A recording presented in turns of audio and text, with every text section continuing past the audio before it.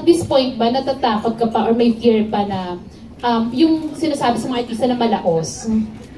Ang tagal ko na dito para isipin ko pa yun. Ako nga yung gusto umalis. Hindi naman sa pagyayabang pero you have to realize that you're not always in your prime. You have to give it to the younger ones, such as my kid na nasa asset lang ngayon. So I want to give him the chance to shine, and you can't hold on to it for life because there are other people who deserve to be in the limelight as well.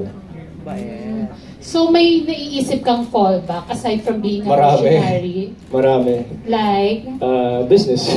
My family is into real estate, so I want to focus on that more. And of course, I enjoy sports so much. I was hoping I could do a full marathon before I turned 40, and hopefully I can do that because that's all I did in Europe. I would run every day, so if I had the chance, I'd do it and probably do the full Ironman. Wow. So, never mong pinangarap, Papa P, na maging presidente ng ABS-CBN? Medyo nagulat ako. I told Tito Mariol, sinagot ko talaga yun.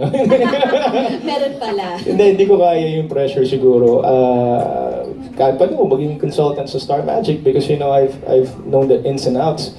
Pero to do a desk job, hindi ko kaya mag-office.